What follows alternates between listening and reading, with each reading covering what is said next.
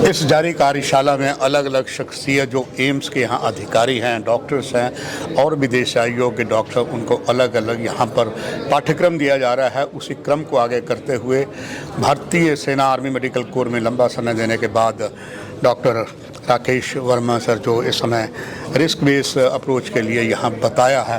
Sir, आपका स्वागत बात करते हुए ये जानना चाहेंगे डॉक्टर साहब, जो आपने आज बहुत इम्पॉर्टेंट सब्जेक्ट था, ये आम हॉस्पिटल्स में बताया नहीं जाता है, आपने इन विद्यार्थियों को बताया। मैं तो विद्यार्थी कहूँगा चूँकि आपसे उन्होंने लेसन लिया है, तो क्या आपने अनुभव पाया सर, और इसका लाभ all India institute medical sciences Jammu कैसे उठाएगा सर? देखिए, रिस्क असेसमेंट बहुत इम्पॉर्टेंट है और हम सभी जब किसी भी ऑर्गेनाइजेशन में काम करते हैं तो रिस्क के बारे में पता होना और उसको एड्रेस करना ज़रूरी है। एम्स जम्मू एक इमर्जिंग इंस्टीट्यूशन है और बहुत जल्दी ये अपने फुल फंक्शन के साथ में स्टार्ट होने वाला है। तो ये बहुत अच्छी बात है कि इस इंस्टीट्यूट के इंसेप्शन के समय ही इन चीज़ों को हमने फोकस में रखा है और जितने पार्टिसिपेंट्स हैं यहाँ पर उसमें से बहुत सारे लोग हैं जो क्लिनिकल डोमेन से हैं। जी सर। क्लिनिकल डोमेन में हम लोगों का जो रिस्क मैनेजमेंट का अंडरस्टैंडिंग रहा है वो थोड़ा सफिशिएंट नहीं रहा है, क्योंकि ट्रेडिशनली ये हमारे करिकुलम का पार्ट नहीं है।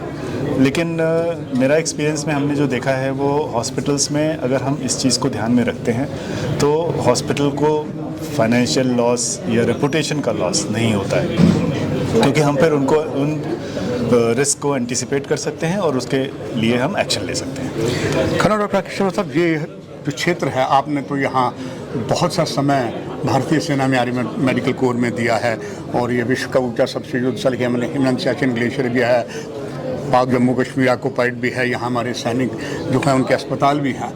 उनका अब कहीं वो घायल होते हैं, उनको पूरी तरीके से सुरक्षा और अच्छा ट्रीटमेंट देने में एम्स क्या क्या यूनिक चीज़ें इन सैनिकों के लिए भी करेगा?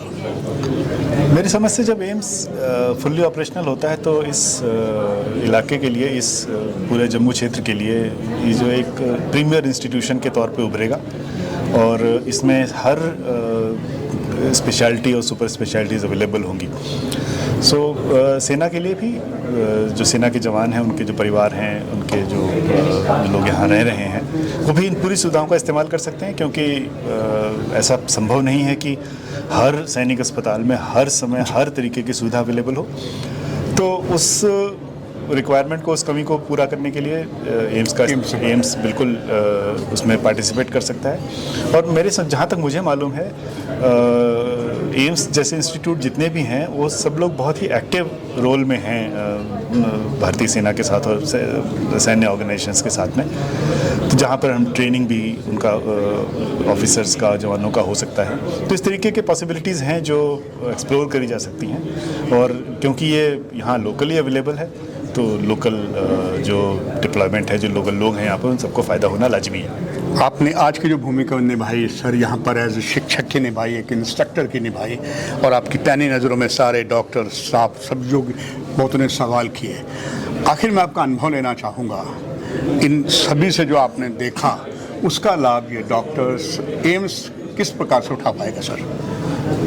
इस सेशन में सबसे इम्पॉर्टेंट ऑब्जेक्टिव एटलीस्ट पर्सनली मेरा रहता है, वो ये रहता है कि हम रिस्क के बारे में अवेयर करें और उसका हम क्वांटिफिकेशन बता सकें। कई बार हम लोग रिस्क को जानते हैं लेकिन हम ये नहीं जानते हैं कि ये कितना सिग्निफिकेंट है हमारे लिए। वो क्वांटिफिकेशन जब तक नहीं समझ में आता है तब तक हम उसके लिए एक्शन नहीं ले पाते। तो क्वांटिफिकेशन एक्सप्लेन करना मेरे इस सेशन का मेन ऑब्जेक्टिव था और जो मुझे लगता है हमने अचीव कर लिया, क्योंकि हमने एक एक्सरसाइज भी किया जिसमें लोगों ने अपने अपने एक्सपीरियंस के हिसाब से उसको स्कोरिंग किया और उसको फिर प्रायोरिटाइज करके दिया। तो मेरे ख्याल से ये एक अच्छा स्टार्ट पॉइंट है और इसको अगर वो अपने अपने क्षेत्र में, क्लिनिकल डोमेन में, जो क्लिनिकल में है, बाकी जगह अगर वो अप्लाई करेंगे तो इससे काफ़ी फ़र्क पड़ेगा, क्योंकि एक्शन ओरिएंटेशन तभी आता है जब हम उसको क्वांटिफाई कर पाते हैं। बहुत दिल से आभार एम्स के सोशल मीडिया के माध्यम से आपको सर, और दर्शकों को नया इतिहास दर्शक देखेंगे सब कुछ देखकर, क्योंकि बात जब बाहर मीडिया में जाती है तो सबको पता लग जाएगा। आपने महत्वपूर्ण जानकारी इस कार्यक्रम में इस एम्स के सोशल मीडिया को दी सर, आपका बहुत बहुत धन्यवाद। Thank you sir. आपसे भी दर्शकों को इजाज़त, नमस्कार। Thank you sir.